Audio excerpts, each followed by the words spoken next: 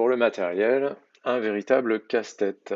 Il a fallu que je prenne en compte le poids de chacun des éléments, aussi bien en intendance que pour le matériel technique. Pour la sécurité, j'ai pas fait de choix, j'ai privilégié la totalité du matériel que j'avais sélectionné, et donc il m'a fallu mettre en place une organisation qui me permette de ne pas tout porter, à la fois le matériel d'intendance, mais également le matériel technique.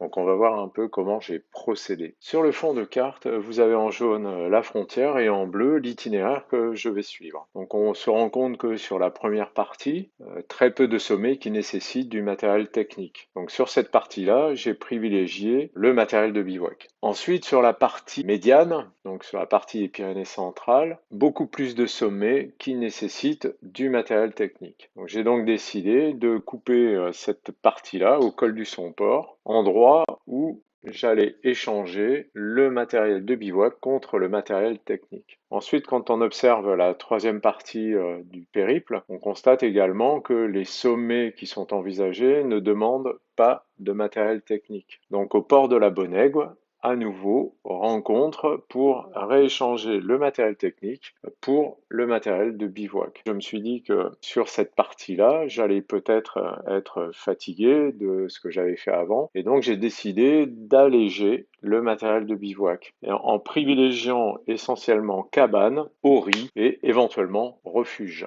Donc au final, quel a été le poids de mon sac tout au long de ce périple? Comme on l'a vu, partagé en trois parties. Donc sur la première partie, entre Hendaye et le col du Somport, mon sac pesait entre 16 et 19 kilos. Alors c'est évidemment éloigné de mes prévisions. Pourquoi? Tout simplement parce que j'ai eu une galère d'eau qui m'a obligé à transporter un peu plus d'eau que prévu. Donc avec la sécheresse, plus évidemment la nourriture lyophilisée, ça m'a demandé beaucoup plus d'eau que prévu. Entre le Somport et le port de la Bonègue, mon sac était à 19 kilos. Là, il ne contenait que le matériel technique, puisque mes hébergements étaient en refuge. Ensuite, sur la partie terminale, entre le port de la Bonègue et Banyuls, le poids de mon sac était à 15 kg, sachant que là j'avais le matériel de bivouac relativement restreint puisque j'ai privilégié cabane et abri et refuge. Mon sac d'ascension, quant à lui,